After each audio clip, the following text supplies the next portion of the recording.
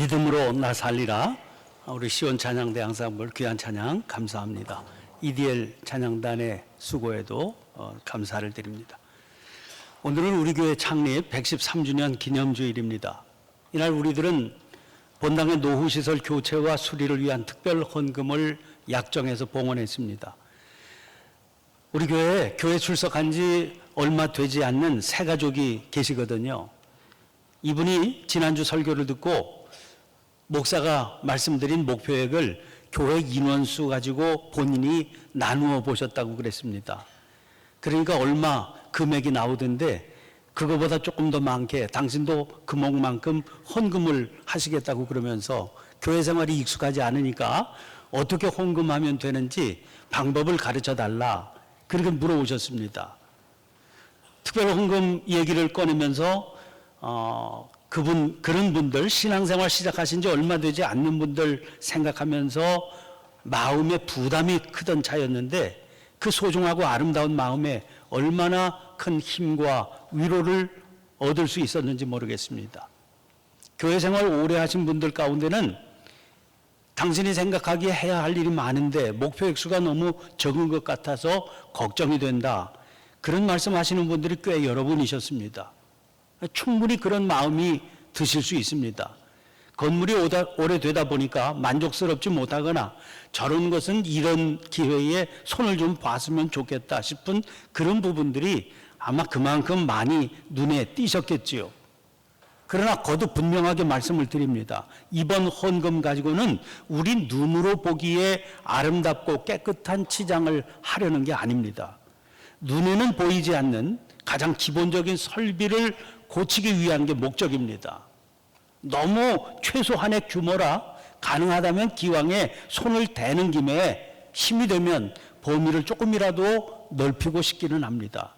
그러나 그것 외에도 더 좀 편리하고 더 좀 아름답게 꾸미고 싶은 그런 유혹이 참 많이 일어나더라고요.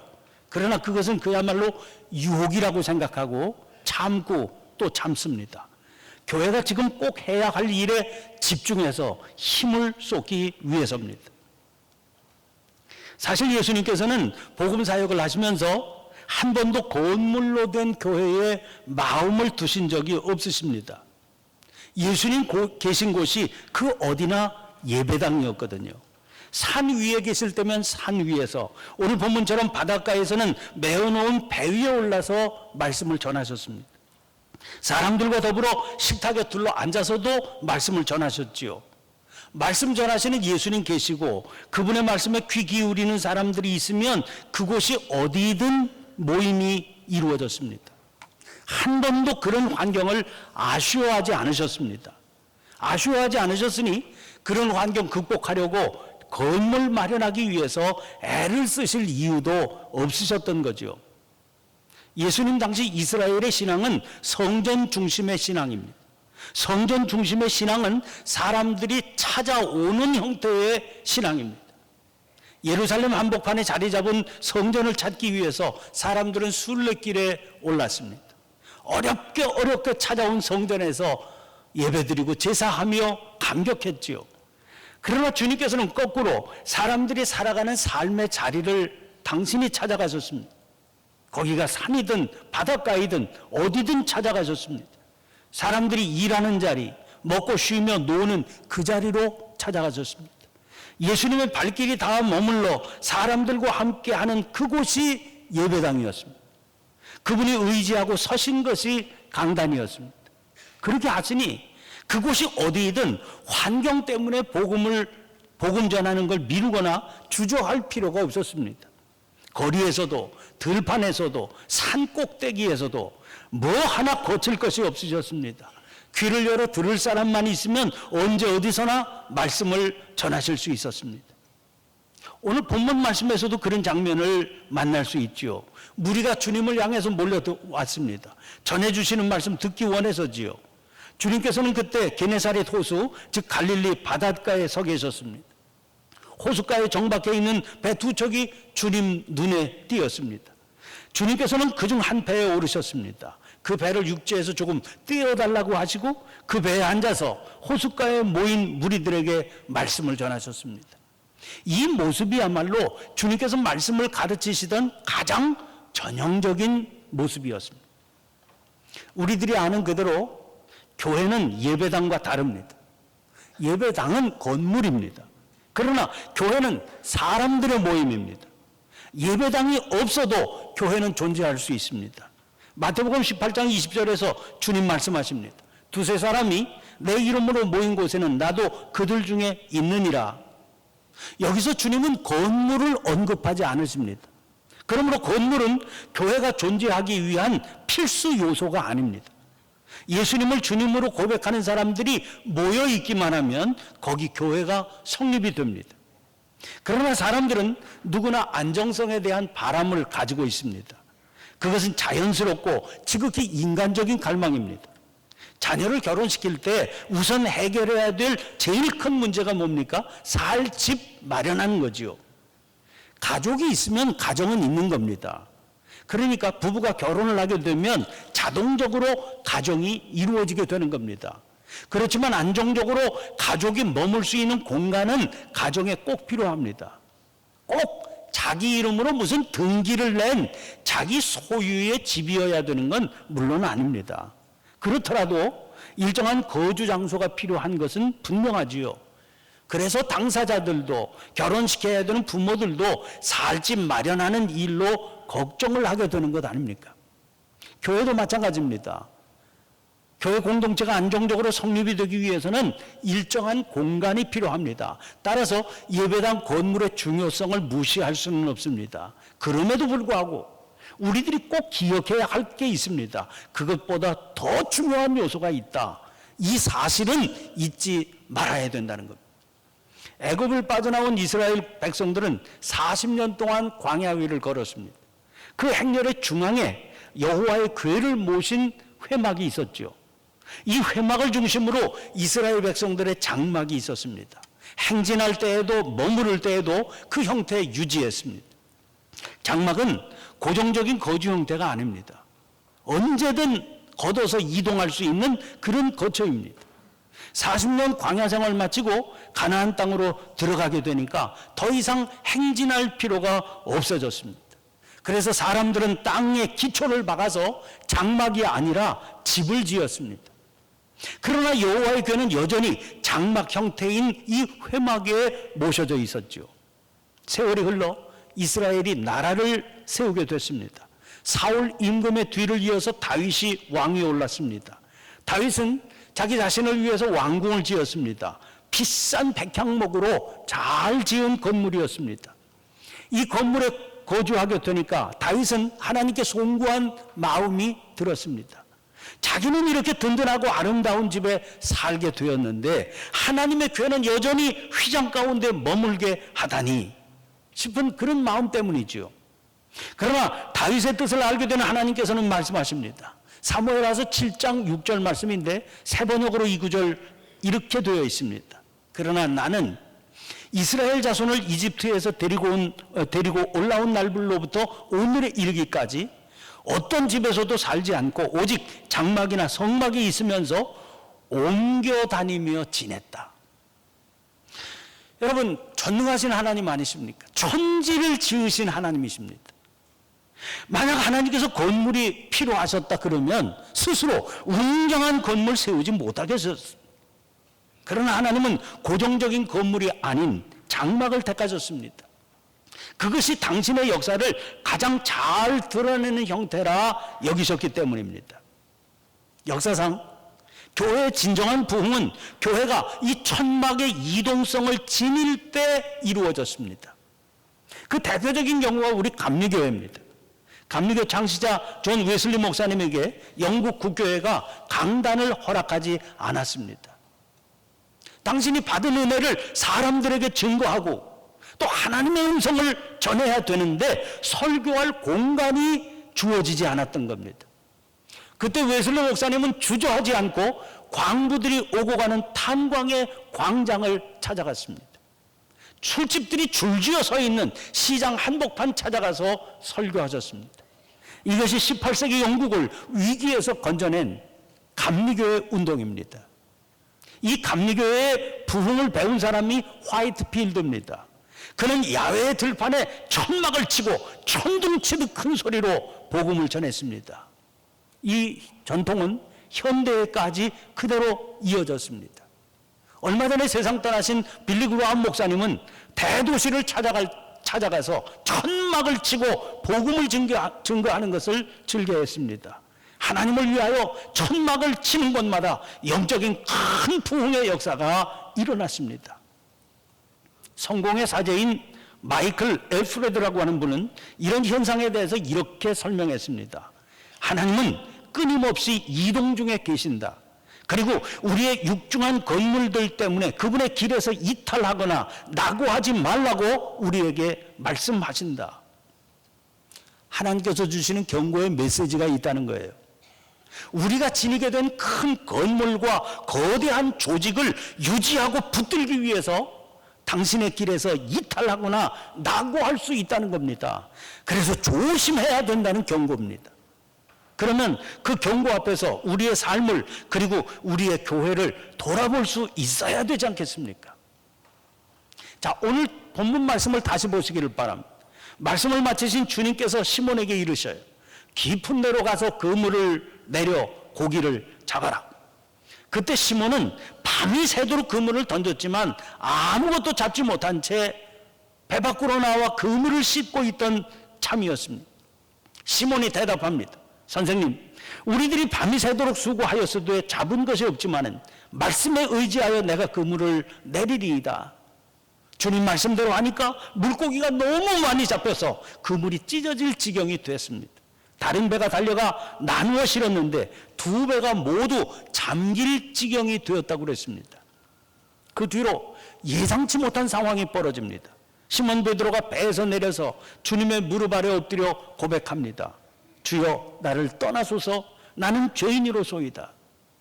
여러분은 베드로의 이 행동이 이해가 되십니까? 너무나 갑작스럽고 의외의 행동 아닙니까? 아니, 물고기 잡는 법 가르쳐 주셨고 베드로는 그대로 순종했지요. 그 결과 기대하지도 못했던 결과가 나타나지 않았습니까? 그러면 기뻐해야 될 일이지 왜 자기를 떠나라고 그러며 자기가 죄인이라고 고백한단 말입니까? 왜 이런 행동을 베드로가 해야 됐는지 이 말씀을 이해하기 위해서는 시몬과 주님과의 첫 만남의 장면을 살펴봐야 됩니다. 멀리 갈 필요가 없습니다. 오늘 본문 말씀 바로 그 앞부분 4장 38절 39절에 소개가 되고 있습니다. 거기 보면 주님께서 시몬의 집으로 들어가십니다. 시몬의 장모가 중한 열병을 앓고 있어서 사람들이 주님을 청해서 모셨던 것입니다. 주님께서는 여자의 열병을 꾸짖어 건강을 회복시켜 주셨습니다. 그런데 우리가 주목해야 될 것은 건강을 찾게 된 이 시몬의 장모가 보였던 태도입니다. 거기 이렇게 되어 있습니다. 39절입니다. 여자가 곧 일어나 그들에게 수종드니라. 이제 건강해졌다. 그래서 일어나 좋아하는 것으로 끝나고 있지 않습니다. 새롭게 얻은 건강한 몸으로 주님과 그 일행을 뒷바라지하고 있습니다. 건강한 몸으로 이제 전혀 새로운 차원의 삶, 사명의 삶을 살게 된 거지요. 이 일을 가장 가까이에서 목격한 사람이 누굽니까? 시몬 아니겠습니까? 시몬에게는 이 일이 분명히 큰 도전과 충격을 주는 사건이 되었을 겁니다. 그러나 그것은 장모의 변화였을 뿐입니다. 시몬 자신과는 관계없는 일로 여겼던 것이지요. 시몬은 다시 게네사렛 호수 자기의 일터로 돌아갔습니다. 거기 배를 띄우고 그물을 들이워 물고기를 잡아 생계를 유지하며 살아가는 예전의 평범한 어부의 모습으로 그냥 돌아갔던 겁니다. 그렇게 돌아간 삶의 일터에서 밤을 새워 그물을 던졌지만 한 마리 물고기도 잡지 못했습니다. 그러나 주님의 말씀에 의지해서 그물을 던지자 단번에 2배가 잠길 정도로 많은 물고기가 잡혔습니다. 시몬은 그 장면을 보며 장모의 변화된 삶을 떠올렸을 것입니다. 그리고 자기를 향한 강력한 부르심이 있음을 알게 되었습니다. 주님께서 걷기를 원하시는 자기가 가야 할 길이 있음을 떠올리게 되었을 겁니다. 그리고 자기 모습 보게 되었겠지요. 익숙한 일이었겠지만 밤이 새도록 그물을 던졌습니다. 그런데 물고기 한 마리도 건질 수 없었습니다. 자기의 무능함을 절절히 깨닫게 되었겠지요. 그러니 어떻게 두렵지 않았겠습니까? 그래서 외쳤던 겁니다. 주여 나를 떠나소서. 그러므로 이 외침은 주여, 부르시면 알겠지만 저는 주님의 뒤를 따를 수가 없습니다. 그럴 만한 능력도 없고 힘도 없습니다. 저는 죄인이기 때문입니다. 이런 고백을 드렸던 것 아니겠습니까?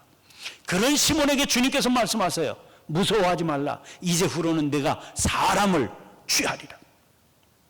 시몬을 향한 주님의 도전은 방향이 분명합니다. 주님은 지금 안정을 말씀하지 않으십니다. 만약 안정을 말씀하신 것이었다면 앞으로도 계속 깊은 곳으로 그물을 던지라고 하셨겠지요. 그리고 많은 물고기 건져 올려서 지금보다 더 큰 배를 사거라.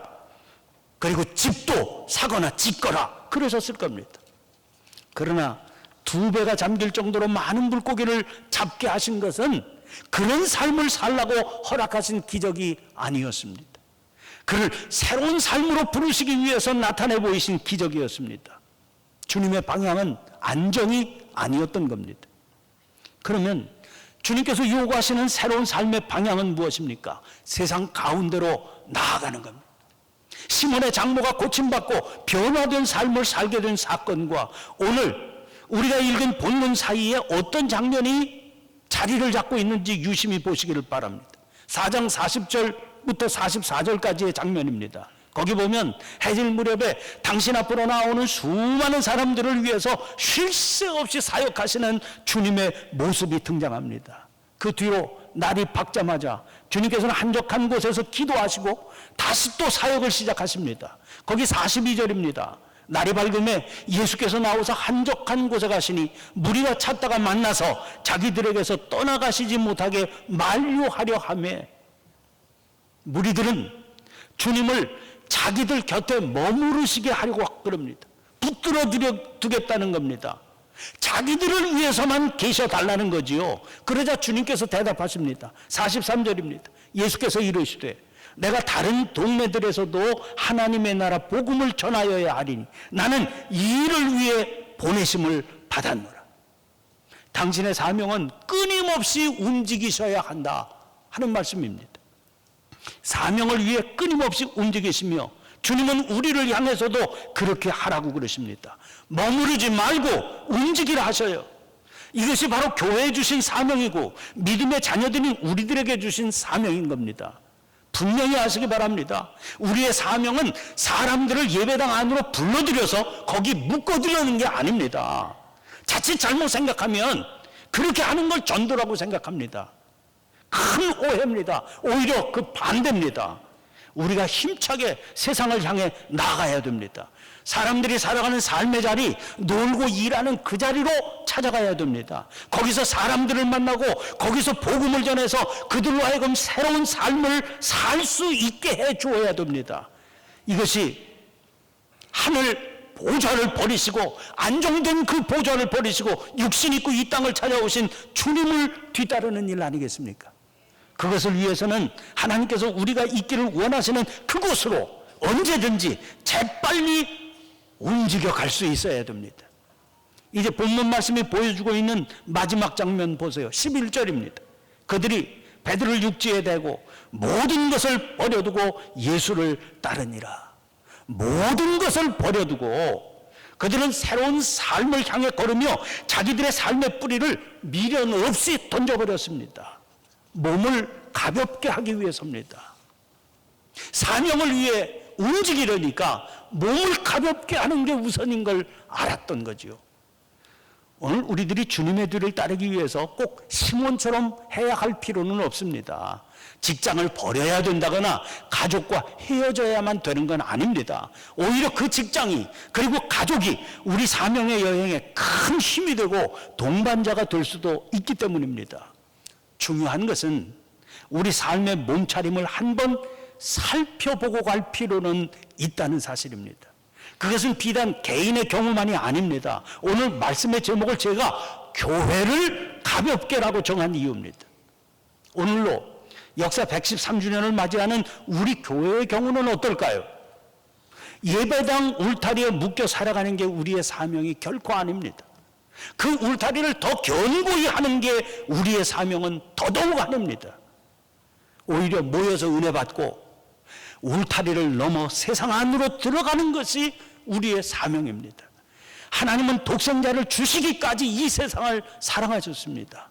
그 마음 안고 우리도 세상을 향해서 나아가야 됩니다. 그렇게 하기에 우리의 자세가, 우리 교회의 제도나 조직이나 기구나 자세가 너무 무겁지 않은지 늘 살펴보기를 게을리하지 말아야 될 겁니다. 창립 기념주의를 맞아 다시 겸손히 자세를 가다듬고 스스로를 살피며 몸차림 가볍게 하는 은혜가 우리 모두에게 있게 되시기를 주님의 이름으로 간절히 축원합니다. 기도를 드리겠습니다. 전능하신 하나님, 이 교회를 세우시고 113년의 긴 세월을 붙들어 오늘에 이르게 하신 그 은혜를 찬양합니다.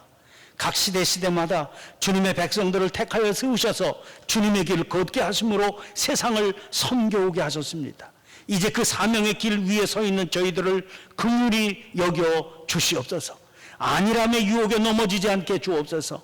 평안한 자리 찾는 어리석음 버릴 수 있는 용기를 주시옵소서. 어지러운 세상 중에 곳곳마다 들려오는 상한 영의 탄식 소리 외면하지 않게 해주옵소서. 선한 일꾼 찾으시며 부르시는 주님 앞에서 늘 몸차림을 가볍게 해서 응답할 수 있는 이 교회가 되게 해 주시옵소서. 부족한 저희들을 세상의 희망으로 서게 하여 주시는 예수님 이름으로 기도하옵나이다. 아멘. 아멘. 다 함께 일어나셔서 결단의 찬송 함께 부르시겠습니다.